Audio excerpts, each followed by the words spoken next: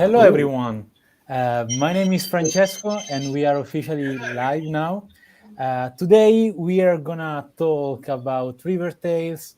We are gonna talk about all the process, and also we are gonna talk about all the behind the scene of making a game, making an indie game. So, my name is Francesco. Nice to meet you.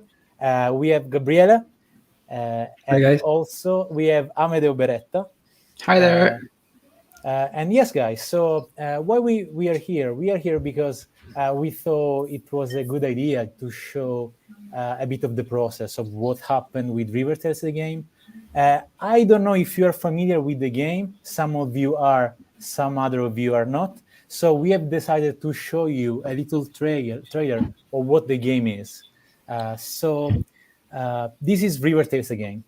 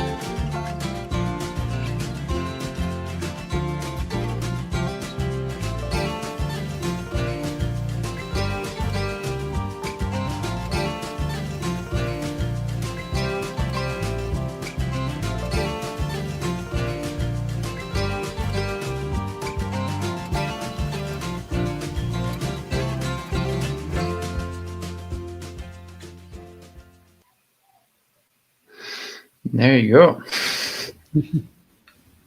Can I say something just very quickly Yeah, of before course. we start? This is a chat with the developers, and we want to. Actually, I'm very curious to know where the game is at right now. And for those who are of you who are connected through my channel on YouTube, Animation Pandemic, and Twitch, I'm not the host of this call, but I'm rather jumping on board of Francesco's and Gabriele's stream because I was curious about the game development, the game development part.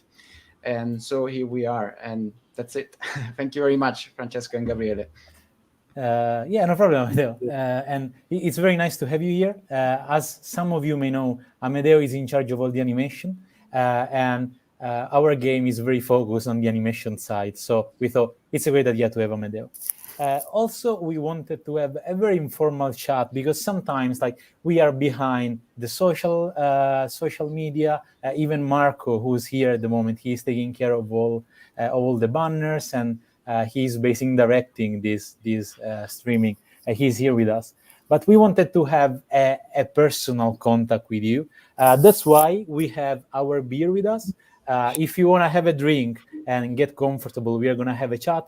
Also, all the questions that you're going to have in mind are more than welcome. So feel free to just leave a question if you have any doubts, anything, and we are going to reply to your question if possible in the spot. So feel free to write anything that you think is going to be interesting for this talk. I want to start by talking about the idea and where everything started. So, I can see we are 10 now. That's amazing. Hello, everyone. Hello, everyone, and welcome. Get comfortable and have a drink. We just started, so you didn't miss anything. Just the trailer, but we're going to show it again soon. I want to start talking about how the idea came up to our mind. So you can see my screen now. I love doing presentations on Photoshop so I can draw on top of things while I'm talking. And yeah, guys, this is where all started. So you can see this really, really ugly fish with a really ugly texture bump. This one was the first fish that we have done. And it was me and Gabriele closed in a house in Naples. And we say, okay, we should make a video game. And we say, what kind of video game can you make? And we were close in our room, we were drinking, we were talking, and we said, okay, let's make a game about a fish. Why? Because we couldn't afford to have any animation in the game. And the fish works even just by translating in the water. So we say, okay, I'm going to model a fish in probably 30 minutes. And this is what I've done, even less probably. And yeah, this is the fish. This is where River Tales started.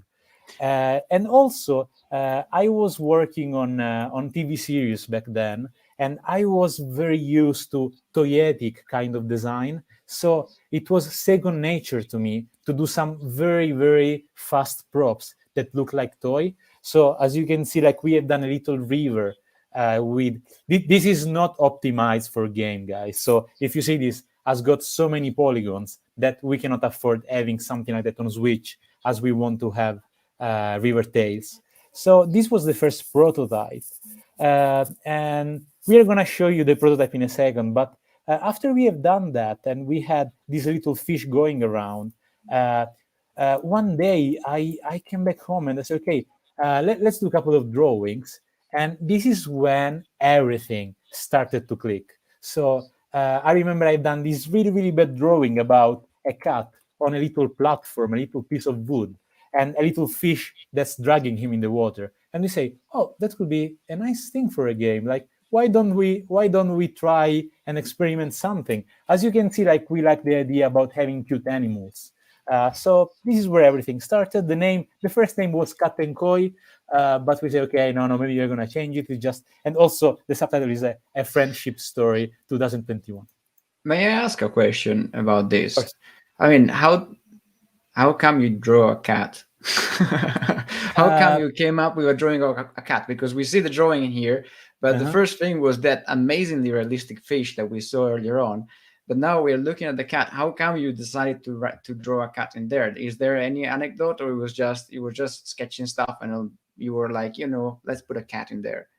That's a very interesting question, Amedeo. I used to live in Catania also, and I think that morning, like I have seen a cat, a white cat, like in my garden, and that's probably where it all started. But we wanted to have a river, we wanted to have a fish, and then at some point we decided we wanted to do a co-op game. So it was like every idea clicked that day, and I was with Gabriel, and we say, okay, like. I drew a cat because I've seen a cat that day in the morning, and I think everything started. It's very organic how the idea of the game came up. Sorry, guys. Yeah, that's the reason. Does it answer your question, Amedeo? I think it does. Yes. Okay.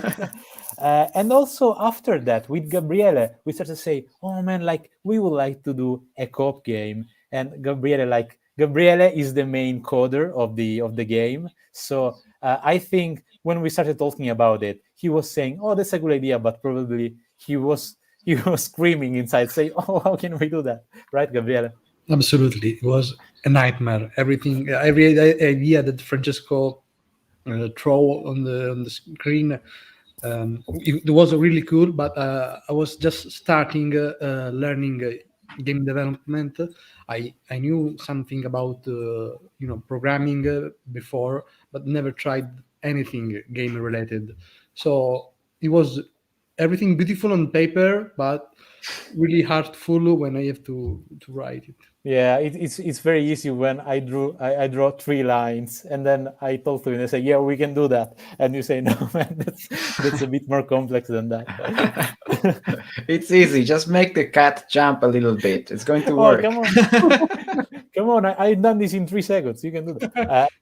Anyway, like this was one of the first. If you see the design of the cat, it's not even a design. It's just a circle with some triangles. I'm not even sure it looks like a cat. It looks like a little bear here, blue bear.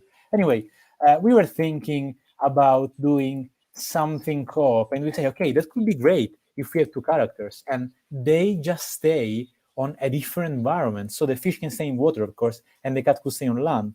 And they have an obstacle and they can overcome the obstacle. One can go up, another one can go down. We never kept the idea about the fish going down because we thought it was not good. So in the end, everybody's jumping, so everybody is going up. But this was the very first idea. And also here we have a couple of ideas. This is very funny. I don't know what's happening here, but I think it's the cat riding the fish. We never had that. Also, a couple of ideas are still ideas that we like to talk about. For example, like the fish eating a little fireflies, and then everything starts to glow. Maybe we can have this in the final game. We don't know. And yeah, a couple of other ideas. A couple of them stayed in the final one. For example, here you see the lily pad, and the lily pad is something that we have here. It was functioning in a different way than the one that we have in the alpha demo. For example, the fish had to hold the lily pad up, and the cat had to jump. But then we decided maybe it's better if the fish just jumps on the bottom and the lily pad stays up for a couple of seconds. Then we have a couple of ideas of some scary fish that would like to eat our fish. And then the cat, by doing a noise, was scaring the evil fish. And yeah, guys, all just ideas on paper here, to be honest. And then we said, okay, what do we want from this game, ideally? And guys, we didn't touch Unity. Like me and Gabriele, just on Photoshop, just drawing these kind of things. And we said, okay, if you do this game, the main core needs to be the collaboration. So this is the main core. As you can see, I've done a huge heart on a plinth that says this is the main core of our game. And yeah, here we were thinking about moods and some color keys. And also one day I said, okay, Gabriele, now we need to jump on Unity. Like we had enough chat for now. So as you can see here, this was the very first design of the cat, and also the very first attempt of a level design. As you can see, it's very short. We have a couple of challenges that we need to overcome together. And if you see the two lines, the purple and orange, that's something that I really loved. It was, okay, let's make two characters and let's make them like crossing their way, like as they are dancing in the river. So one of the main idea was having them flowing. That said, I think now it's time to talk to Gabriele and see what was his opinion about it, and also what he did to script this. Actually, not to script it, but how we started prototyping something like that. Yeah, so the next step was jumping on Unity and see how the things really works, because it's always different from paper than on the machine. And we started creating this huge playground and then we start coding the first mechanics. For example, some lily pads, some also some frogs. Okay. So this was what you're seeing is the hand of the prototype. After you can see also some heart and also a working lily pad. At the beginning, it was just fish. The fish that's just jumping under the lily pad. It activates it, and then the lily pad slowly falls down into the water. And it's now different in the actual game. Yeah, it's a bit different than this, right? Yeah. It's a bit different. Can I ask something to both of you guys, which is also something that they asked in the chat? And what are the artistic inspirations of this game? Is there any game, because you mentioned also co-op as a thing, is there any game that inspired you, or is there any particular set of artists or art that inspired you to do this game? This is a very good question, and thank you, Anime Girl, for asking the question. It's very interesting. At some point, we're going to talk about design, in which I'm going to show a couple of sketches. But yeah, I think the main inspiration was Crash Bandicoot, Rayman Origins and Rayman Legends. In terms of artistic style, like we are 90s kids, and we grew up with Spyro, with Crash Bandicoot, with Rayman, also the very first Rayman. So like lots of inspiration comes from that place. So if you see, like this is not the final look of the game. If you have seen the intro, the game looks a bit different now. And if you pay attention, you're gonna notice that the Crash Bandicoot kind of inspiration, not even that Crash Bandicoot that is happening now, Crash Bandicoot 4, is more about Crash Bandicoot 1, like the very first Crash Bandicoot. Oh yeah, everybody's a 90s kid here. Yeah, you're on target. I think I am not, guys. Get out. I probably have to be quiet. So yes, sorry, Gabriele, you were talking about the. We were talking about Lily, yes. Yeah. So this was the first time that we tried the mechanics that we thought on papers, and it was really hard, but also fun to script all the things and see how everything comes together. The interaction between the two characters, also with the ambient. This is one of the mechanics that we designed before. That was the bouncy mushroom, and this is a mechanic that we kept in the game up to now. But I remember that in this prototype, it was not so well working because the mushroom were all rounded, and it was a mess for by coding to understand when the character was exactly on the mushroom and or not. Even if it was in the prototype just a little section of this, many people got stuck just because of this roundish mushroom, and so we immediately understand that we have to have plain mushroom to make this work together. And when the prototype was defined with everything that we want to put in the game, we submit it to some of our friends to play, and we get the really first feedback of the game, and this was so important for us because it was the social proof that there was a game. Yeah, we didn't want to embark on an adventure before trying it, right? We said we need to try it, and this is when Amedeo jumped on board, right?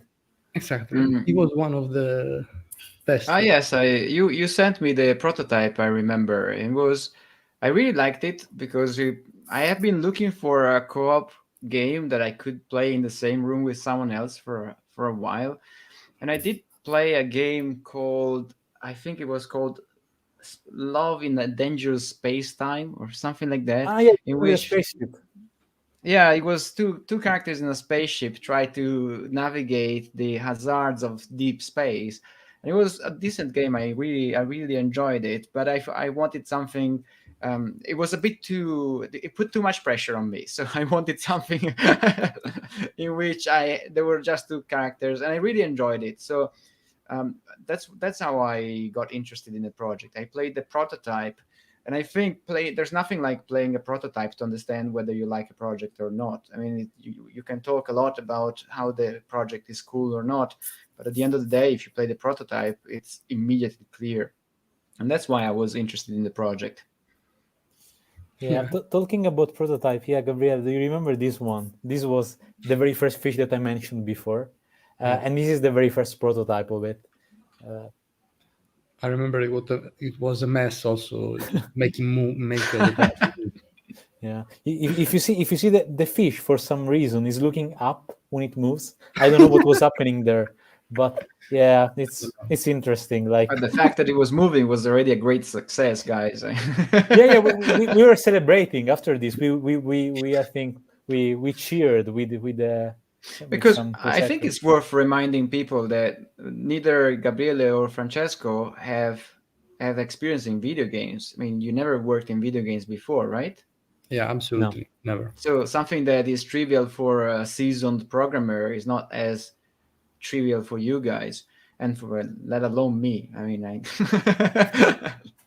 because I did only animate on some video games, and I did dabble a bit with Unity at the time, many years ago, but I don't remember practically. I didn't remember much when I started working on this game. There is also an interesting question, in fact, which is going on screen now, Francesco, about would you say that the pandemic and the inability to see friends in person inspired the game?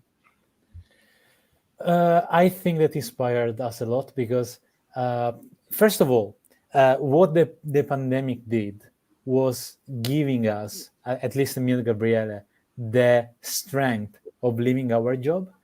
For some reason, I think it made, and I know this is a very sad note, but gave us the feeling, say, okay, if I'm working from home for another studio, maybe we can work from home for ourselves. So that's where everything started. And also we said, like, we wanna create an experience that could work with lockdown. Like, lockdown was very heavy when we started. So it's a very good question, Anime Girl, because we wanted to stay in the same sofa and play a game.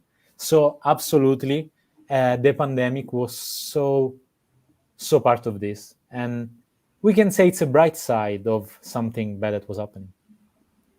I think it's a good point. Also, here we have a couple of tests of the first. This is a bug. One of the very first bug. For some reason, when the cat jumps, it duplicates. It's a great game. Why and how?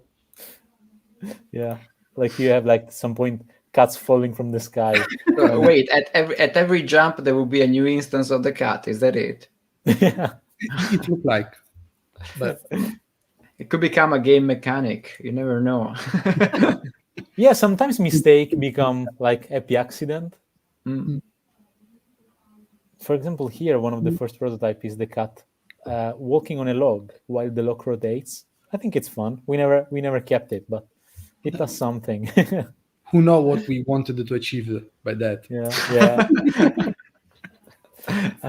And also, here we have a cat. We have downloaded a rig of a cat with some animation clip, and we have started testing it on Unity because we had no idea what we were going through. So, what we were doing. So we have used a realistic cat, and this is very fun because you have a realistic plastic purple cat with a low poly fish and also a turtle that's basically three spheres. And yeah, as you can see here, you can see some development already. Yeah. But to be fair, when you start developing a game, you don't even need finished art assets. They could potentially become a waste of resources if you think of it. Yeah. At the beginning, yeah, it's true. But, sometimes having the art, it's not final, but it's on the right way, can give you inspiration when playing instead of just gray box on spheres around. Yeah. This video that I'm showing at the moment is a little mood prototype that we have done in Maya, in which I basically have taken a path, and I did a camera that was following the path, and I don't know, I put some trees and I say, Gabriele, what do we think about this? So yeah. Yeah, this was really the skeleton of the first prototype. Yeah. River Tales. Yeah, exactly.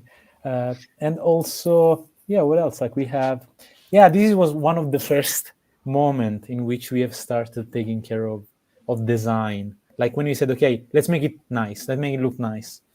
And this is one of the island that we have textured with some water. Yeah, I remember you were trying the water reflection. The refraction. Yeah. It looks quite nice. There was also a question in the chat which may be interesting. I think I never really considered it. Anime Girl again asks if you would consider making little figures or even peluche with the characters that you have. And in fact, while you were talking, I went onto the website named makeship.com, which Anime Girl was mentioning, and I thought, that makes sense. It seems like you can crowdfund the creation of puppets there. So maybe it's a good. I think it's something to investigate. I didn't know about Makeship. I'm gonna write it down now. Write It's it the first down time I hear because about it. thank you very much, Anime Girl. I think that I'm talking from behind the pop-up of the text, so every now and then I just I just see the pop-up in me. You will see my eyes coming out of it, but I think it's something to consider. And someone from Discord says that we almost reached the Kickstarter goal, which is a good news, I think. Yeah, we are Ooh. really close. We are really close. Yeah, yeah, yeah. Like Anime Girl, we were thinking. Like I cannot hide that we were thinking about a little maquette that I'm not gonna show. We started thinking about it, but to be honest, like it's the first game, and taking care of Kickstarter of the game and making a maquette is a job by itself.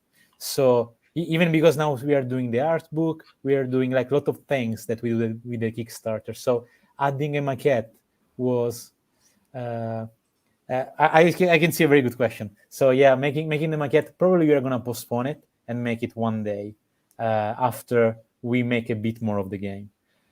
So Anna PM19 is asking, why is the cat purple? And I think this is a very good question, because now I was going to start talking about design. Gabriele, you won't add anything about the prototype part that you were talking before? Just the prototype was a really important milestone for us and help us to take the right direction for the game. Yeah, exactly. Like here we are showing a very never shown footage of a test of a boss fight, and as you can see, you have this huge frog that maybe is going to be in the final game, maybe not with this quality, of course, but because it's jumping backwards in a really strange way. What's wrong with it? I think it's quite cool. Everything is wrong. I really love how the huge frog skates when. Also, the jumping physics is not really good. This is like jumping on the moon. Yeah, there is no gravity. Anyway, I think the question that I received about the purple cat is very good, and I would like to talk about this, like using Photoshop. So exactly like we wanted to discuss design, and the first idea was already a purple cat, and I'm gonna give you a very easy question about it. So if you have a game that has got two elements, and we say that the elements is the water, and then you have the grass, right? You know that the fish is a red fish, right? So you're gonna have this nice red on top of the blue of the water, and that's amazing because you have so much contrast here. And as soon as you see the screen, you see where the character is. The design on a game should really support the game design. So how you can interact with the characters. And we have decided that the best color of the other character to be the opposite of the red. It's not exactly the opposite, but it's almost the opposite. And the color that was very visible on grass was the purple. We thought, okay, this kind of picture has got a lot of contrast. So the purple of the cat is informed by the fact that we want every character to stand up. Otherwise, any other color, I think, would have been, for example, if you have an orange cat, you're not going to have the same contrast, and the two characters are not going to work well together. So I think the purple, it was a choice because we have decided all the other colors, and the purple was the best one. That was the last one to choose. So I hope this answers your question and is clear enough. Also in terms of mascot, we thought that, for example, Sonic is an hedgehog, and it's blue. There is no reason behind it, and that makes it very unique.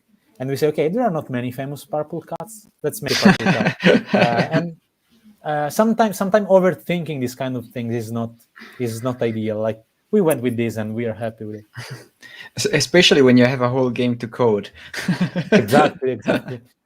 Because, for example, I come from animation, and overthinking these kind of things is is something that in animation happens. Like the world of animation is full of overthinking in terms of design, because everything is design. While I think in game design, you focus on the level design and other aspects, and you can be a bit more free in terms of art. Oh, thank you, Katamari. I also love your name. I think it's a nod to Katamari the game, right? Also, here you can see the very first design of some of the characters. You can see a turtle that has got a mushroom. Yeah, like this is thing that we never showed, and we have started from those sketches. And as you can see, I'm not very proud of these sketches because some of them are quite ugly. But anyway, they really help to lead where we are at the moment. Look at this. Like, he is a very nice, cute cat. And also, this is the research for Farple. And as you can see, I was even doing some research for the anatomy of the cat. Also, like, we have some frogs. We have a stone frog. It's very fun. I like this one. Still like it. And then we have other sketches. Also, guys, this is basically all the art direction behind Rivertale. So I'm going to talk about how we have decided to use the gradient. So instead of using a gradient, so what do you do for a gradient? You have, of course, I'm going to use my gradient tool. You have two colors, right, to make a gradient. And the two colors could be, for example, red and purple. This is just an instance, guys. We are not going to have this. So let me take on Photoshop the two colors that we have. So you can have a gradient like that, or you can decide for style to have a gradient that's done with cross-hatching. So instead of having a gradient that is done with a real gradient, you basically go from a tint to another by using a cross-hatching. And from far away, it's basically the impressionist kind of technique. And if you look very closely, every aspect of the game has got this texture on it. So if you look Farple, if you look at Finn, if you look at everything in the environment, you're gonna notice that every gradient is made out with this texture. I think I have done also a brush in Photoshop that helps me blending things. So as you can see, this is a custom brush, and I can just basically use it to blend things together, and I'm quite happy about it. So yeah, guys, I don't want to get really. Also, the game had a different name. It was called Rivertale, and then we said, okay, let's change. And that was it. Copyright. Yeah. Actually, originally there was another name as well, right? There was a further name at the very beginning, the prototype. This Yeah, one. It was upstream, Upstream, for a Yeah. while. which I Upstream really is liked. Yeah. The problem that we have with that, Amedeo, is that there was a board game already called Upstream, and they already have done a Kickstarter, I think. So, guys, choosing a name that's not already been taken is very hard. It's quite important, you think? Yeah. And also, guys, some sketch about Finn. Gabriel, like how it was a pain to decide the character of Finn. We didn't know who Finn was before starting, right? Yeah, absolutely. We tried a lot of things, and I remember, the design that Francesco is showing are missing of a little twist that we had at the end of the design. That was Francesco. Which is the let me little, use it. I don't know how you say. Seaweed. It's a little seaweed, like a. Look, it's a bit of green and all another story. Thank you, Anna, like for the comment on the design. Can you recognize which one was the closest to the final Finn? No, a contest. Yeah, it's a contest. I love how some sketches of Finn look. Yeah, we didn't know if Finn was the younger brother in terms of relationship with Farple. If he was a woman, at some point we said Finn can be some kind of mother for Farple. And then in the end we decided that Finn was the older brother in terms of relationship, not in real life. Like they are different animals, so they are not relatives. But yeah, in terms of how they react to each other. So in terms of older brother, we really like those two designs. As you can see, there is something of these two designs in the final one. Also, yeah, guys, some sketch of Farple. We were very close with it. I think this one looks more like a raccoon, to be honest. But yeah. Then we have Finn. This idea was one of the first, and it made it till the final one. Like we have Finn that basically gets stuck into the ground when it goes up, when it goes out of the water. Then some turnarounds. Then we have some expression, which Amedeo is gonna show in a second how we have done those, because it seems easy, but in the end it wasn't. Like it was not easy at all. Absolutely. And also, yeah, some design of the frogs, of course. Yeah, exactly. Yeah, this is one of the things that we have the animation for this. But we can't show it. We can show it yet, but we are gonna show it very soon. And also, guys, I'm gonna stop talking about design, but I'm gonna show you where we left, because at some point we have decided that, okay, this is the final cut. Maddalena Del Vecchio, she's amazing. She's an amazing modeler and artist, and she modeled it. Here there were a couple of feedback, but as you can see, look, I was talking about the texture, and you can see it all here. Like there is no gradient, it's just a texture. That said, guys, I think we had a proper chat about design. I would like to give the mic to Gabriele, because we would like to talk about game design and how we made the mechanics and how we basically decided what mechanics to make in the game. So, Gabriele. So, thank you, Francesco. And I'll give you a little sneak peek in how we work on the game. First of all, everything starts with a very long brainstorming session when we decide everything that we want to in the game. And what we are showing you right now are some of the things that survived to the first brainstorming. In the blue, we got some moods that we want to, some themes that we want to have in the game. Also, sometimes you can see otters, rabbits, turtle. These are some main point of interest for the levels. We also have some in orange also some mechanics and a lot of other things. For example, we talked or piranha, but actually we don't know if there will be piranha at the end. So we throw a lot of ideas and it's like ingredients, right? To pick exactly. from. Exactly. It's like all the ingredients we want to use for the final game. Video game recipe, and then we decide how we have to put this ingredient in the time.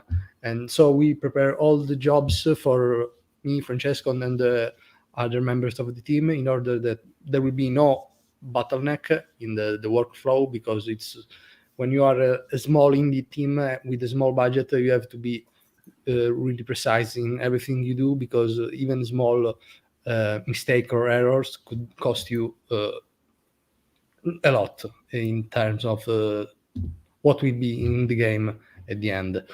So thanks to our overthinking, it's sometimes good, it's sometimes bad. We always try to have the destiny of the game always in this kind of schedule.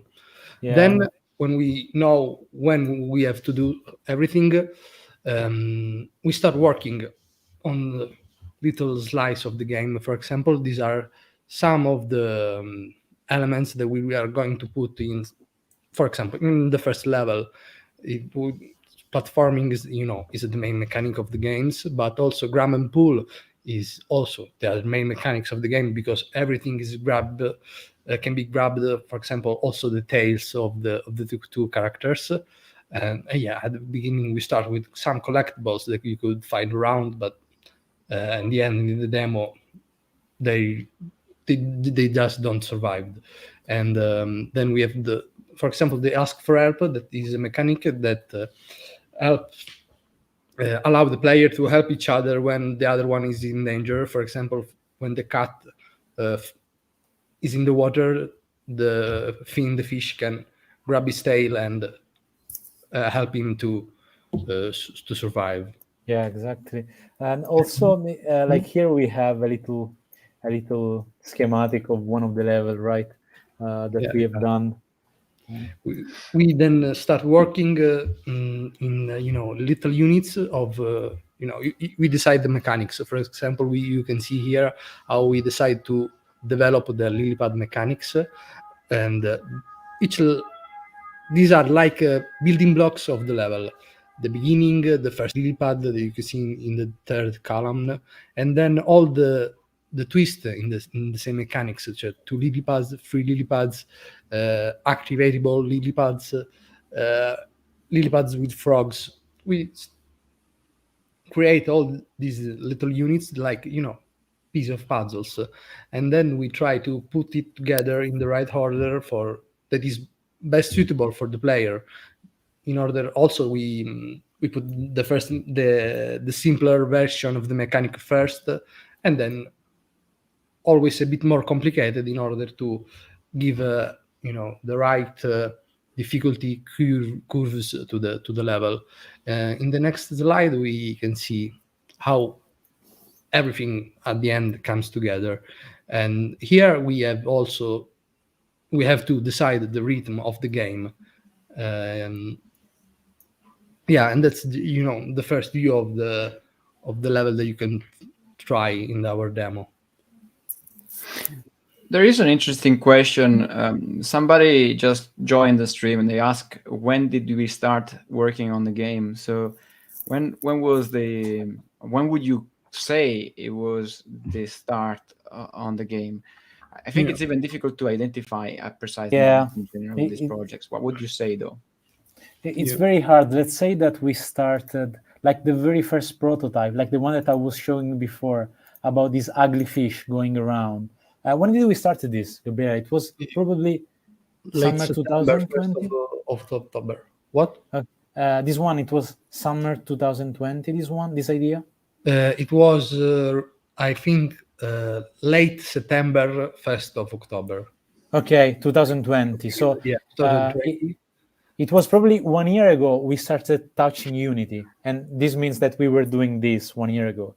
Then officially, the last alpha demo we have started this July, I think. Yeah, July is when we start to do things in the proper matter, in the proper way. Because just before July we were just me and Francesco trying things, working on things, and learning how to do. And June, July is when we build up the team and start working in that way. Since we are speaking about times and dates, I have a question. Earlier on, you were showing a very nice schedule that looked really, really tight and well organized. And I'm wondering, did it ever change during as you were working? Was that schedule respected to the T, or is there anything in there that changed? We have changed it. We have changed it a lot. This one was a very early one, in which we tried to be sensible. It gave us some things to chase, basically. It says, okay, we are late or we are not late. That's a very good information to have. It's a Boolean, like you're late or not. In the end, Gabriele and I catch up every month, and we restructure the schedule. Because it's very important. Sometimes you solve something else. You guys are organized. Those schematics are work of art. Thank you very much, Frankie, W92. This is very, to be honest, we need to say that we look very organized, but sometimes, when we are in a crunch time, you don't have time to think about schedule, and everything goes bad. So that's why it's important to catch up. Now we have a different schedule. So yeah, Medeo, answering your question, we didn't stick with. We changed it probably other 4 times. Even because you learn things, and after you learn, you know that some things are faster, but usually everything is slower. So it takes a bit more time than what you planned. In fact, my next question would have been, what do you think is the biggest factor in causing a massive change of schedule?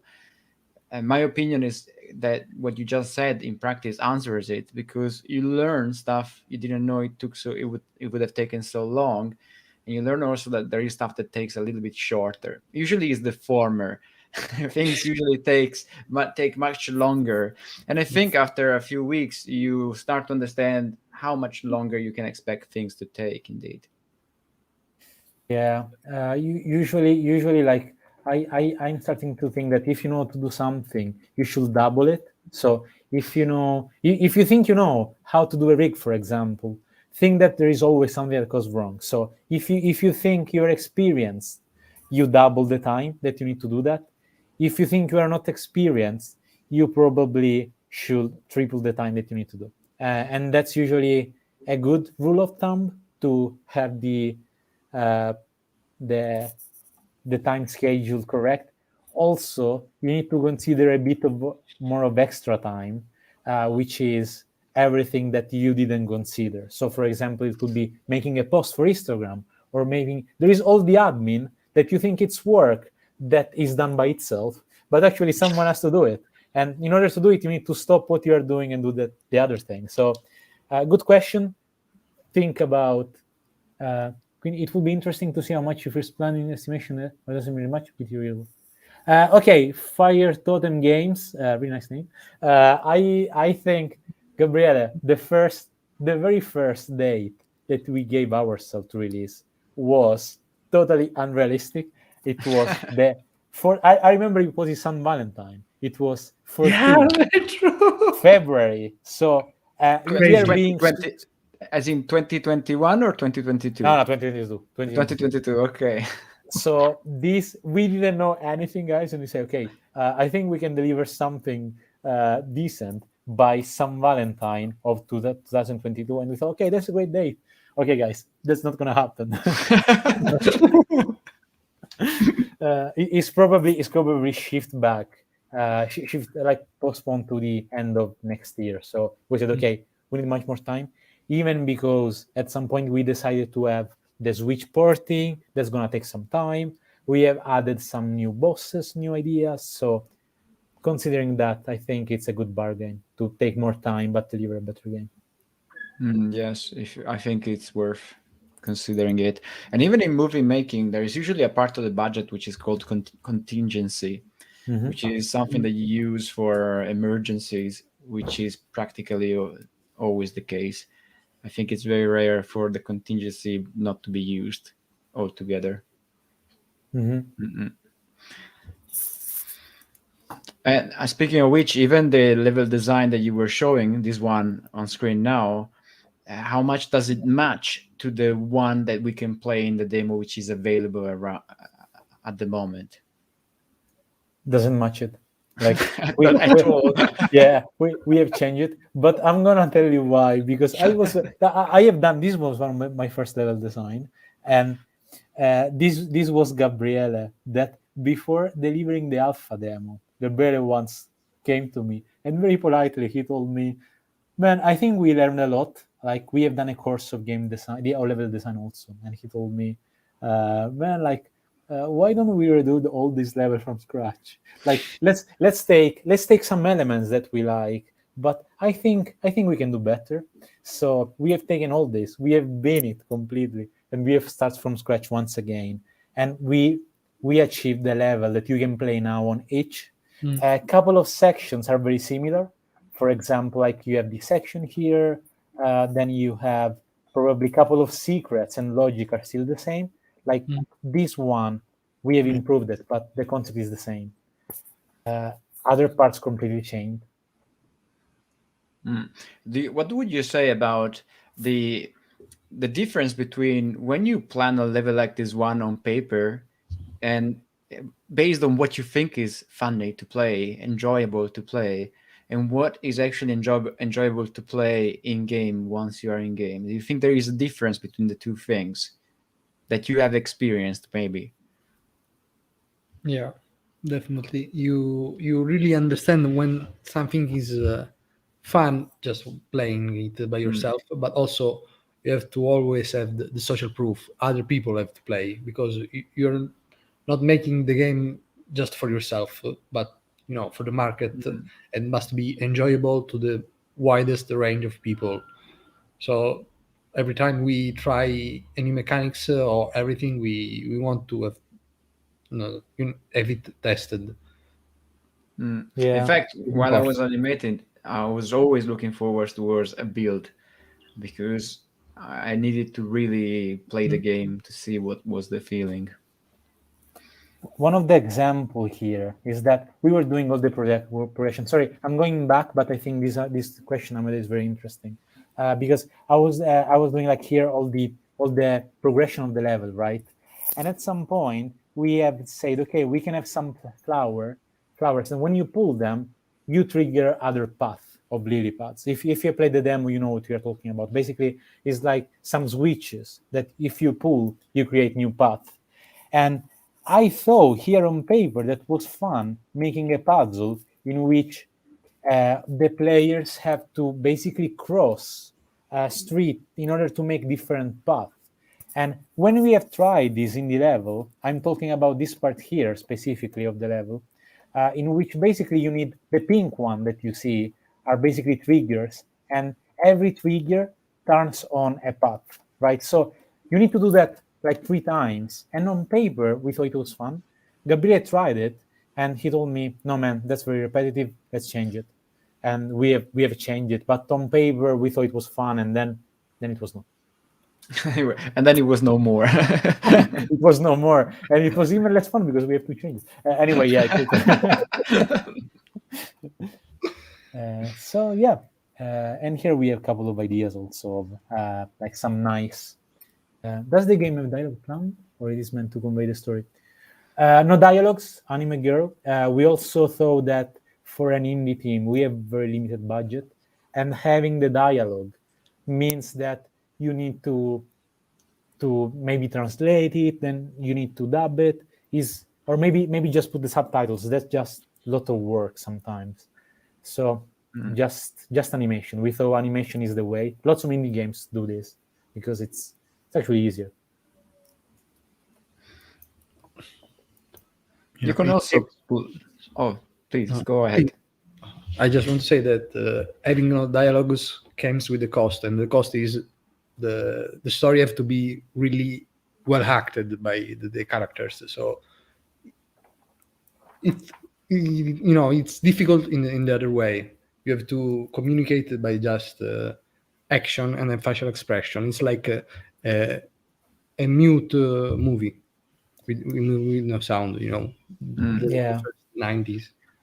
Also, if you plan the story, you can tell a lot of things without even saying anything. I was checking I think it's the Kickstarter video that you posted on Kickstarter, and you introduced this character, which is looking like a wolf. This is not the case. Yeah. And it doesn't say anything, but I think you can understand who this guy can be in the context of the story. So I think the best way to really plan for a story is to make sure it works even without dialogue or with the least amount of dialogue. And if it works that way, well, then you can add all the dialogue you want if you have the means, but it already works. Yeah. Talking about this, Amedeo, you have animated a couple of our clips, like the first clips that we have done, and we have decided to make some clips because we wanted to test how the character could act. We wanted to test technically how the eyes were working. So this was one of the first idea of social clip that we have storyboarded. So I'm going to show you the storyboard that we have done. It's just Photoshop, I think. It's just Photoshop and few layers moving. Yeah. So basically, it's a little gag of the two characters interacting with the log. So you can see here. There was much more scenes back then.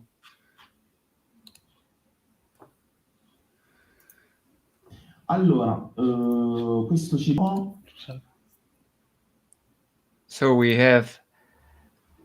So apparently, I think when you present the storyboard, I think it's a good idea to also narrate the story at the beginning. In fact, when me and Francesco discussed this, we actually sat down with Gabriele, I think, as well, and we went board by board narrating the story, because Gabriele and Francesco initially, as far as I remember, you came up with a written story, and then or a couple of sketches, and then I told you, make more sketches.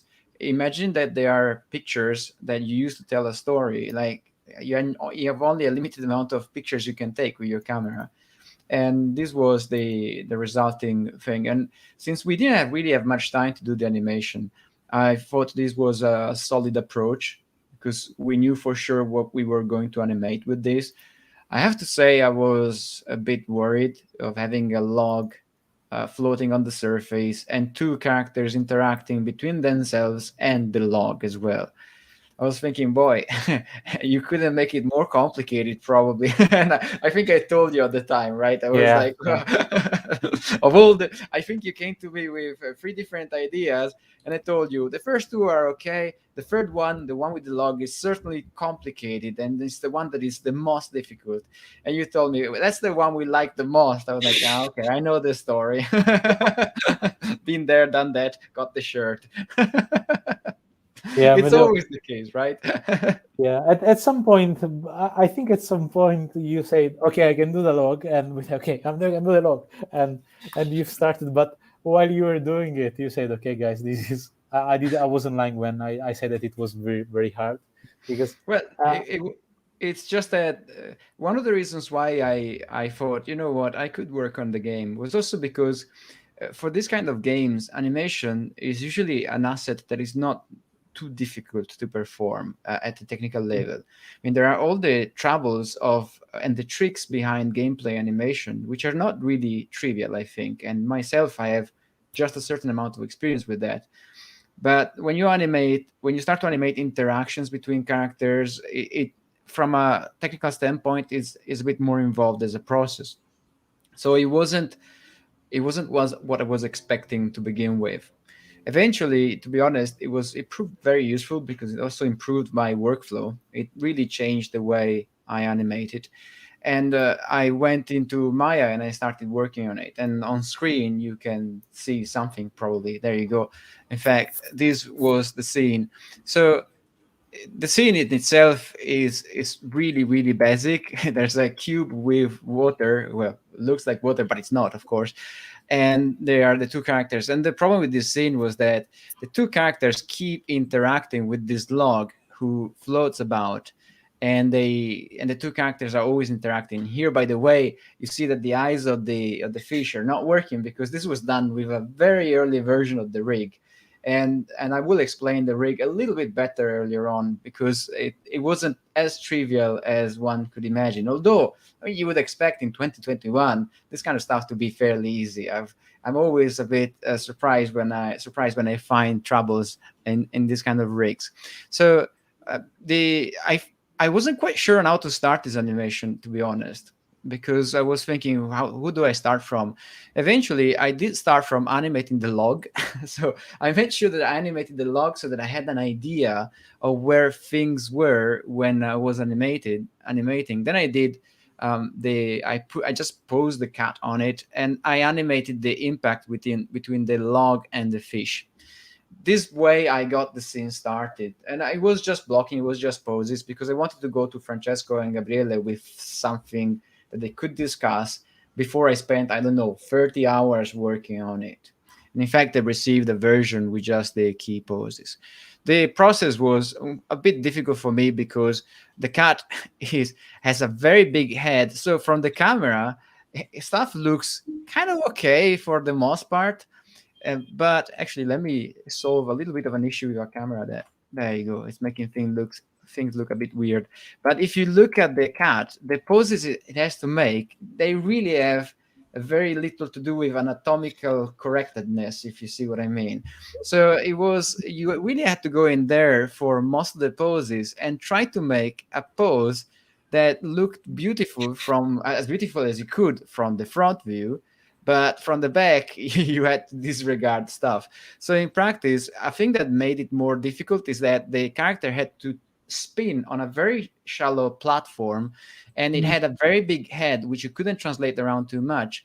And when you did the spinning, you had to make sure that the wireframe would not break horribly when it was in camera. But if you look at it from the back, it kind of, I mean, in here, because the rig was never designed, because actually this is, sorry, I'm stuttering in here because it brings back PTSD, I think. But one of the issues that I found was that we wanted to use a single rig for both gameplay and cinematics. So, but the cinematics being so complex, the rig had to be complex enough to support the animation. But it was fairly difficult to make it work in both aspects. So in practice, eventually it worked. And if you look at it from the camera, you don't really spot massive issues in the wireframe. It looks kind of okay, and it doesn't use any complex technology to do the rig. In fact, it's pretty basic, just joints and skin. But if you check it from other views, very often the poses are a bit difficult.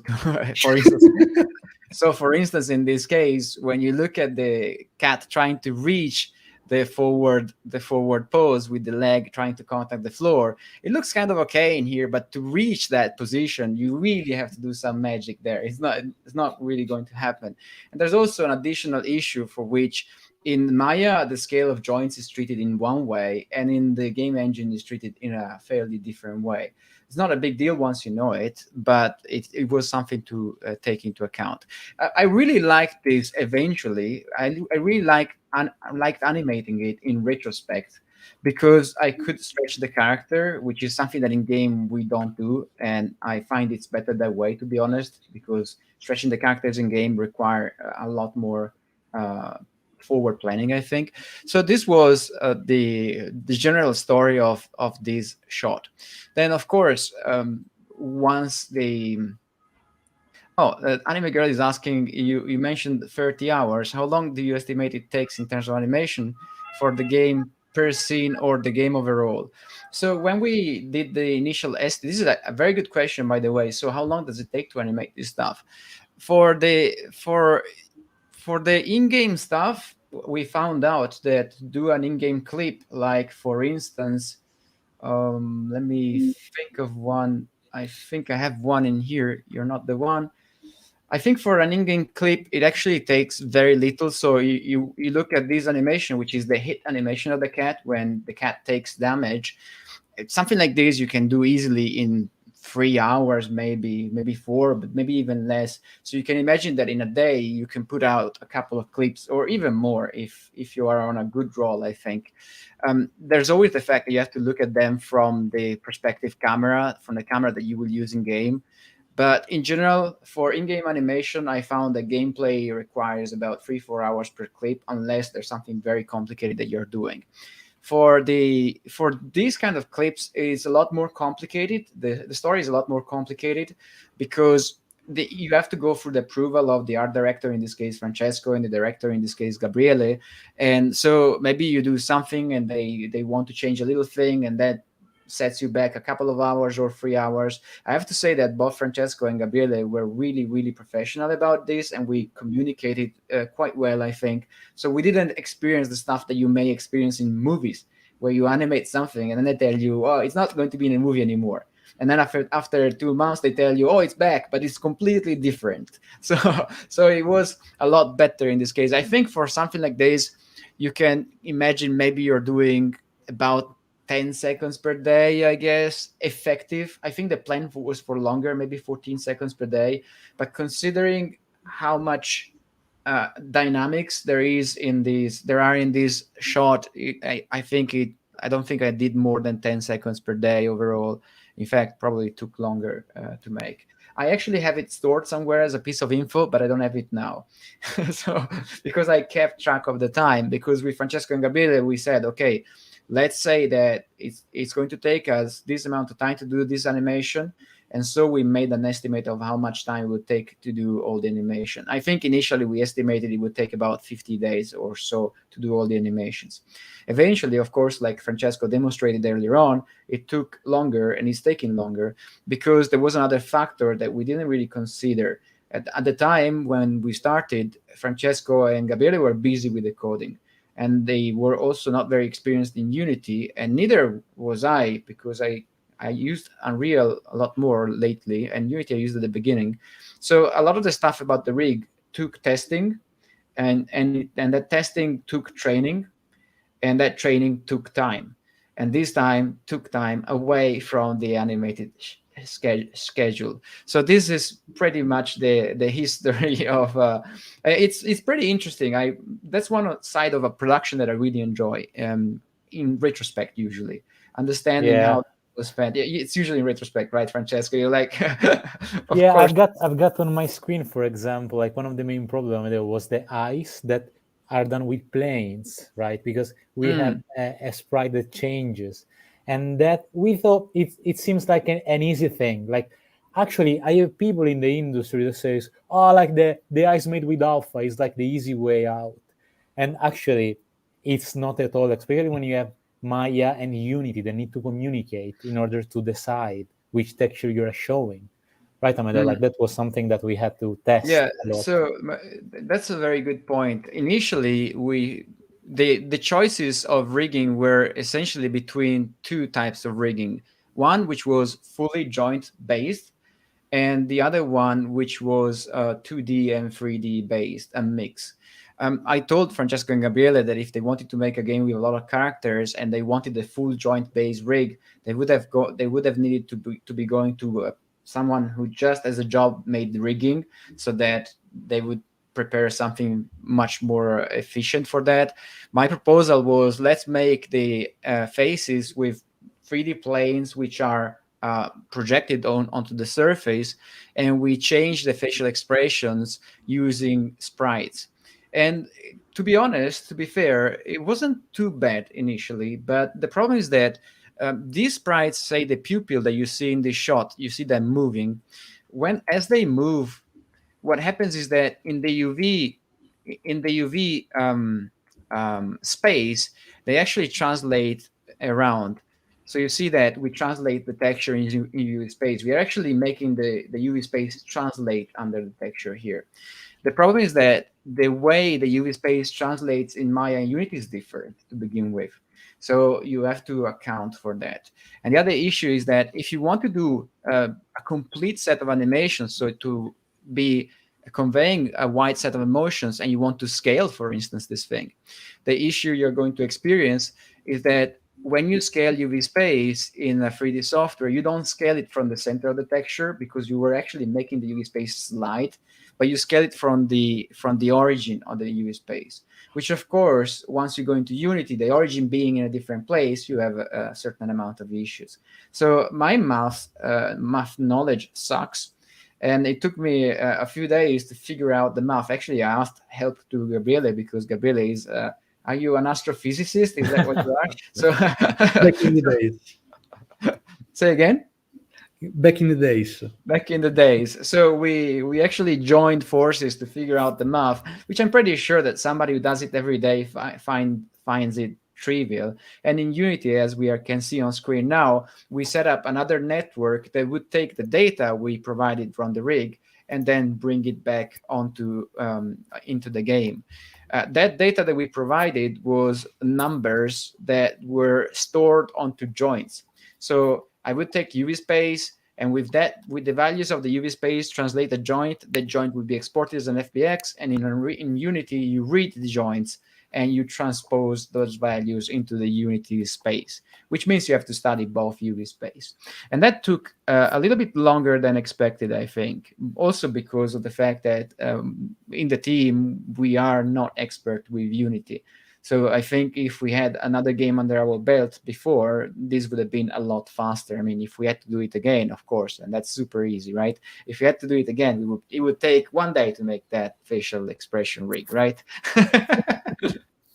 Yeah, double it, and it's 2 days. Yeah. Yes. I have to say that after a few characters, the rigging process was much easier. I mean, the main issue really is to devise the technical side. There is a GUI in the rig that lets you, of course, control the facial expressions there, and even for the mouth. And what's different between the traditional one thing that we did, I think that I haven't seen in many games, is that we can also scale and skew the sprites, which usually I don't see people doing. So that was another thing. all in all, it's interesting, and it's still ongoing as a process. And there are certainly a lot of things that I would change moving forward if I could do it again. The other thing is there's something funky going on with the screen. The other thing is that the eyebrows are indeed joints. So when we bake the animation in step tangents for everything that is face related. So this is more or less the structure of the rigging and the animation. I hope it wasn't too nerdy, but I found the process interesting. No, Amedeo, that was perfect. Thank you. And of course, this kind of rigging requires a certain type of coding from Gabriele, right, to interpret it. So what about that? From the coding point of view, it was just like, I was a translator between Maya and Unity, because they use different spaces. For example, for Maya is the x-axis is the minus x-axis for Unity, and vice versa. So it was at the beginning a bit of translating between spaces. But about the coding, question that many people asked is how we manage the camera, because this is a couch co-op game, 2 players play. Many other games use split screen, but we weren't on this direction. We always want to have just one full screen. We make some studies from other games, for example Sonic or also Super Mario. We always try to understand which was the best camera for the game, and the answer is there's not just one camera that is suitable for all the situation, because sometimes you want to be close to the action when the characters are close together, but they also can be really, they can be in different places in the map, so the camera have to be height in order to see everything that's going on. So a thing that I did was to create a script that blend between 2 different cameras.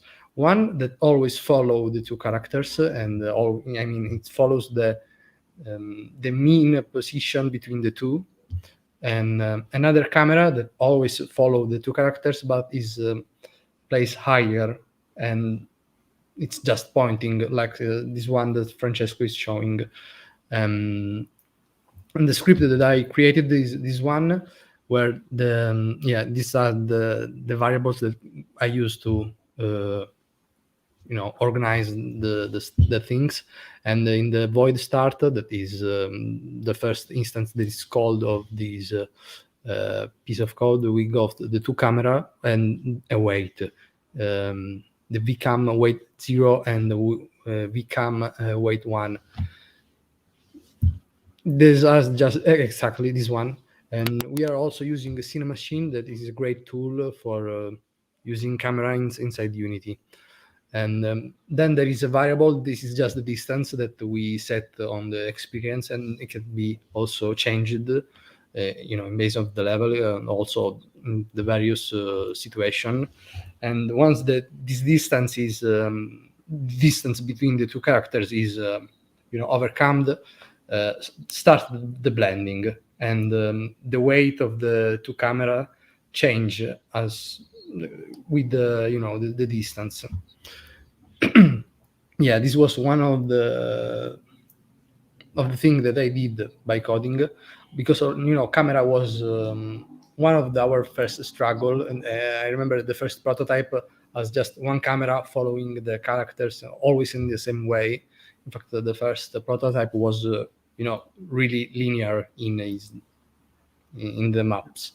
And now we also created other thing that help us to change camera in different situation, like for example these red boxes, and that was these red boxes were planned by Francesco, and when the characters enters in the red boxes, we have some changing in the camera.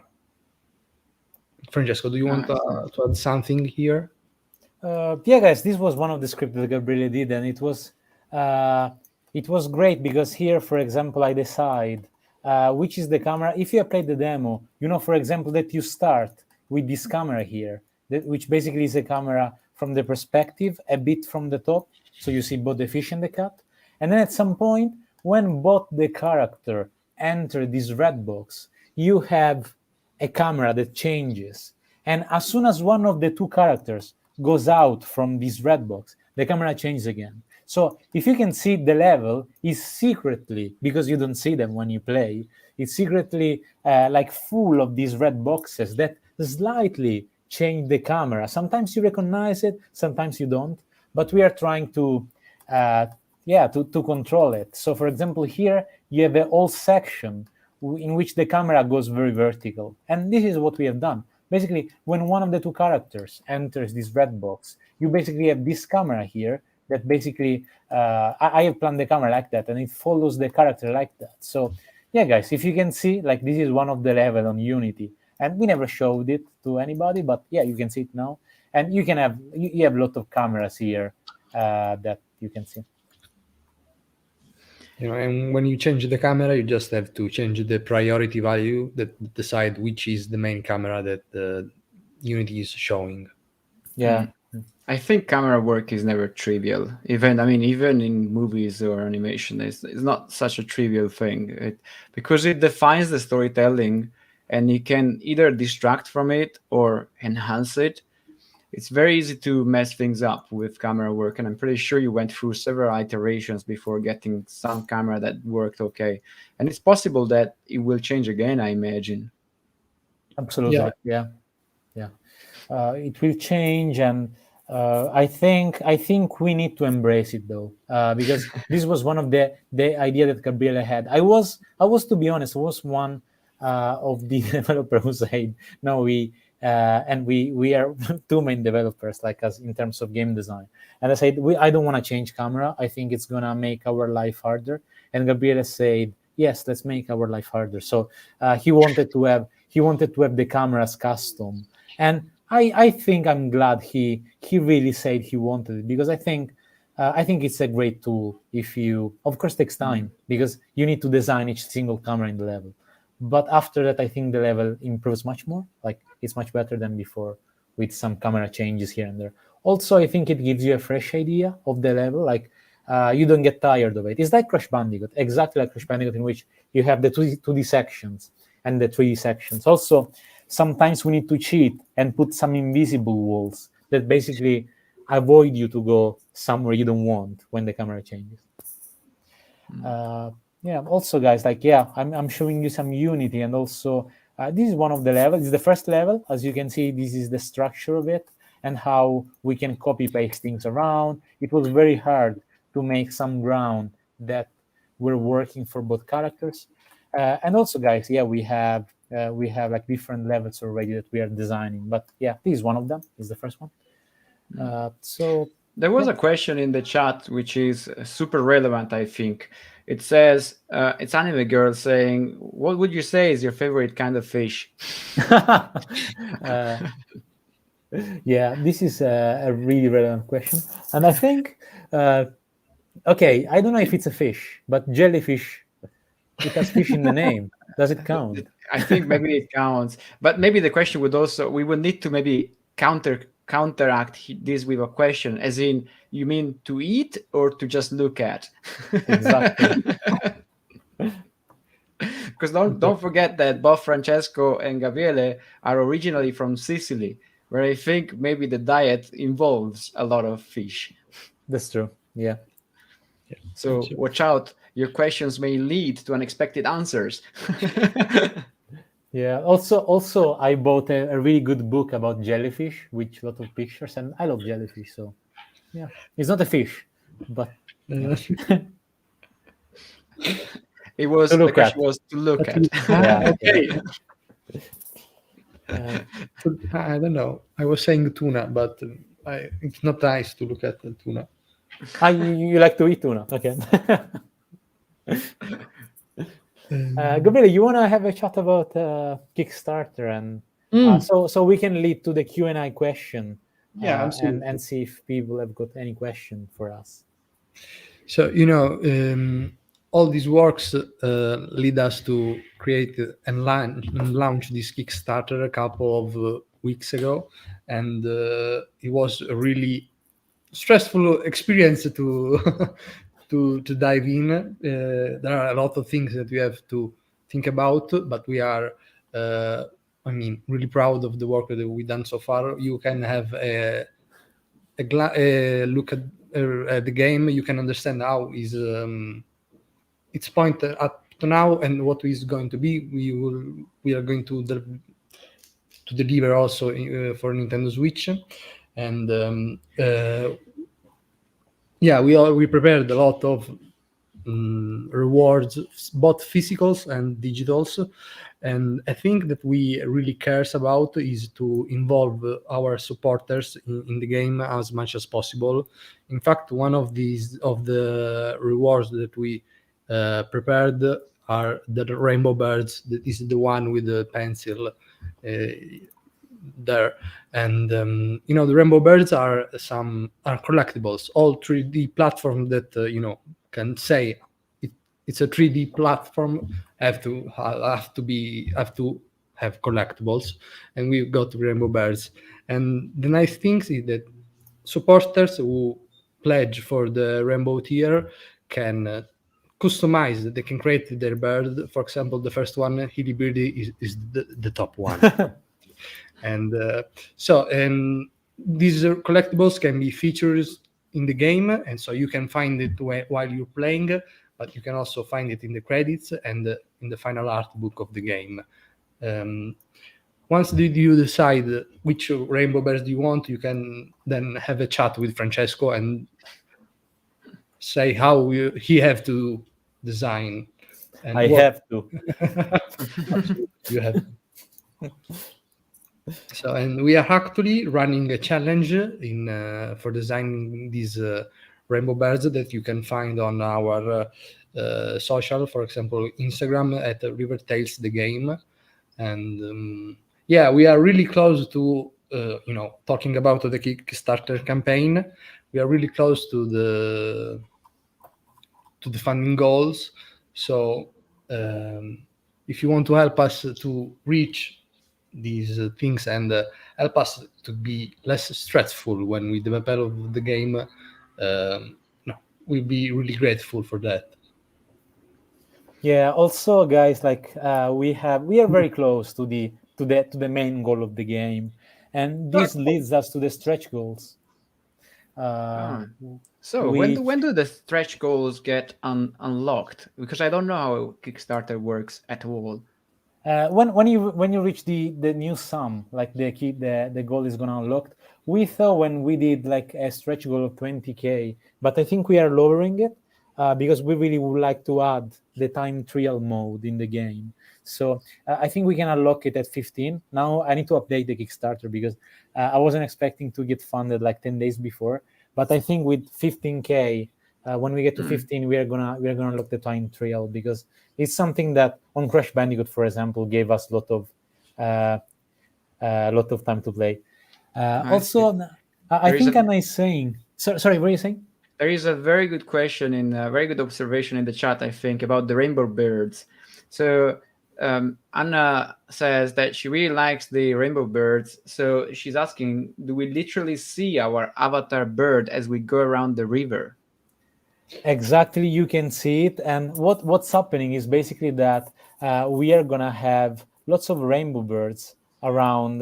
They are just 2D because we designed them together. But then we are gonna model it. I'm gonna do the texture, and we hide it in the game, so in the level.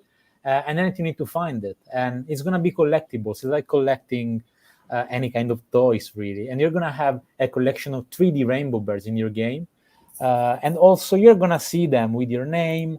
For example, like here you can see in the game, you're gonna have a menu when you pause it, in which you can see your design in the game, and it's gonna have a name. Also, like it's gonna have a character, so it could be Grumpy, it could be an Happy Bird. And yeah, that's the idea. We can customize it, and you're gonna have your own bird, and everybody can see it. Like it's not something that you see just on your game. it's something that everybody in the world who buys the game can see it. And also, this leads us on the. Thank you, Anna. You're gonna enter the competition. I can see that's very good. Like, you can design your own game, bird already. Post it on Instagram and tag us. And if you win, you're gonna win your rainbow bird in the game.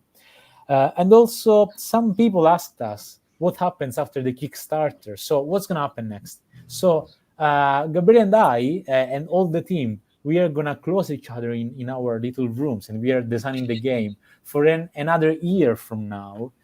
So most likely what's gonna happen is that we are gonna create some levels like this till we end up all the game.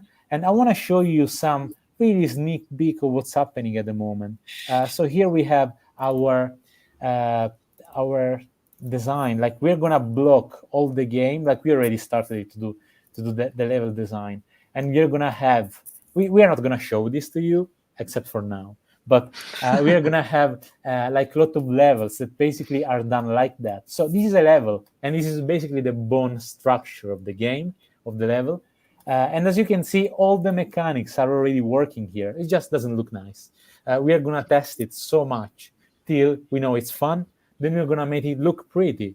And when we do all this, after we do all of this, like, we are gonna export the game and make it like available for Steam, for PC, and for Nintendo Switch.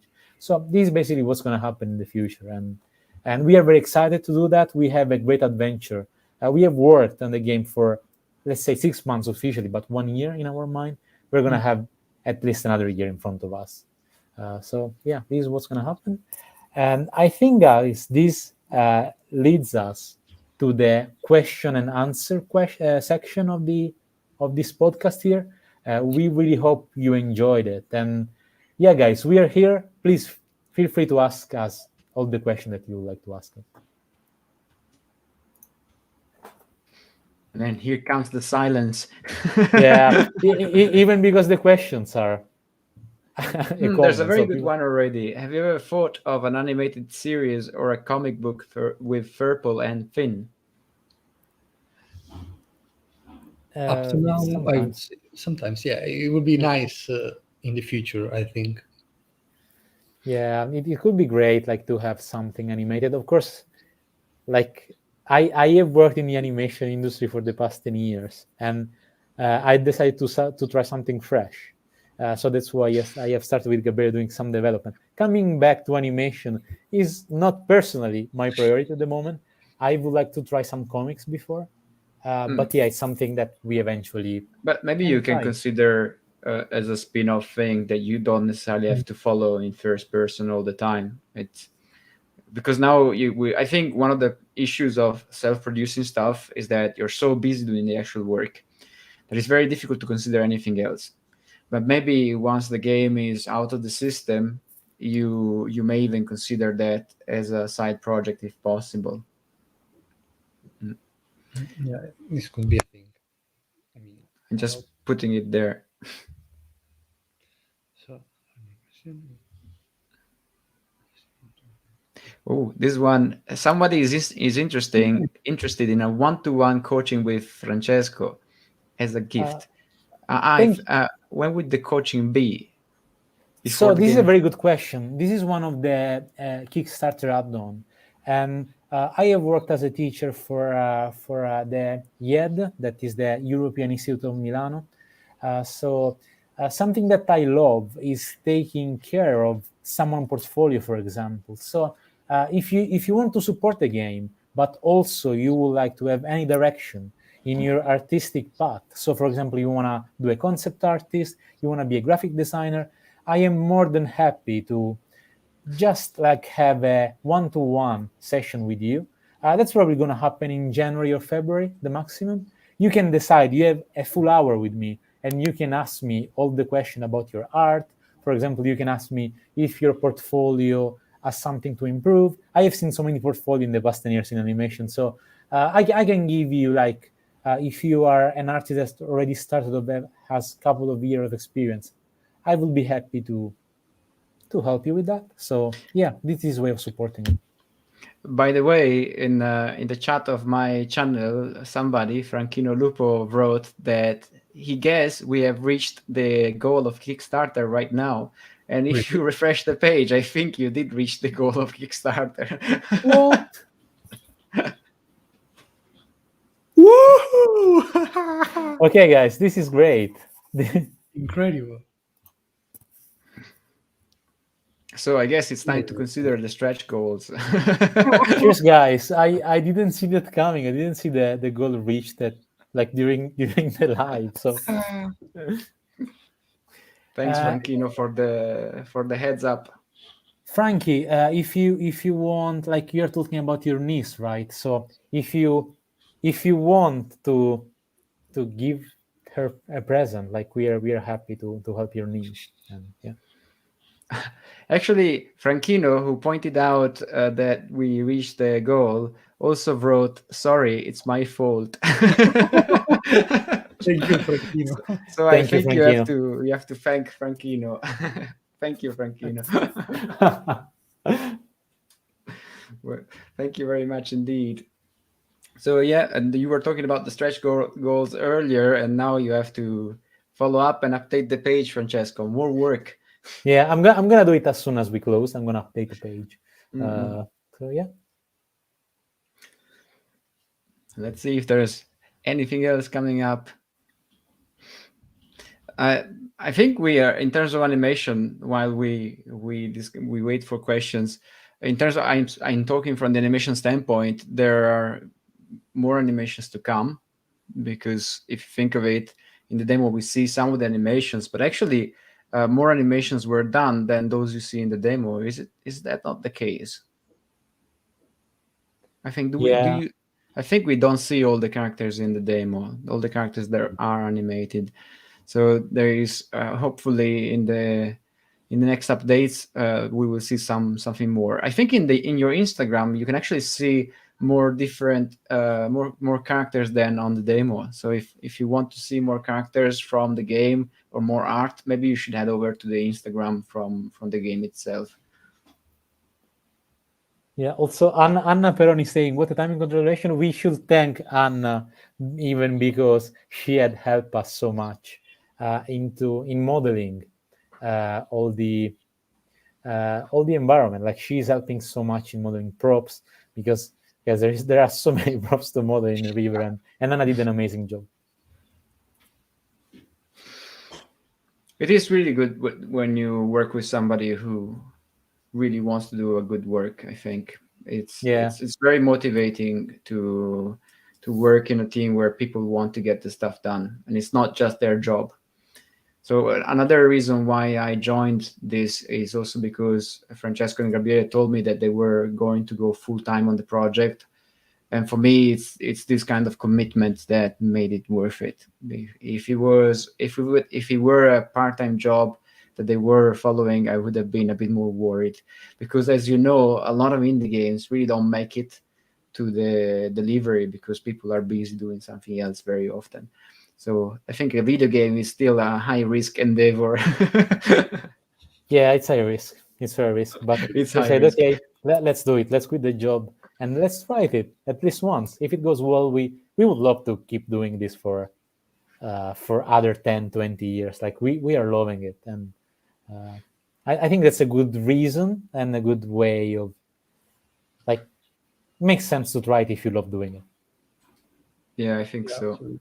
You just have to take the jump. Yeah. Let's see about the landing. When I was learning to fly on gliders, once an instructor told me, "Everybody can fly. That's true, but can they land and can they take off?" And I think it's always a thing of checking that. Yeah, that's a good point. Good point. Yeah, guys, I think I don't see any other questions. So I think, thank you, Anna. I think we can wrap this up. And yeah, it was our very first Kickstarter, our very first live, our very first game. Is everything very first right now. So thank you for joining us. It's been a pleasure, really. And thank you for all the questions. Thank you for all the love. Thank you for supporting on Kickstarter, because we reached the goal apparently. So Yeah. Franchino, thank you very much for your support in particular, since you made it possible. And thank you everybody for your support. It's being a lot of work, I think, particularly for Francesco and Gabriele. Me in animation, I have it a bit more leisurely because I don't have to code. But thank you very much, everybody, for joining us today. Yes. Thank you. Bye. Bye, guys. Thank you. Have Bye-bye. a good night. Bye-bye.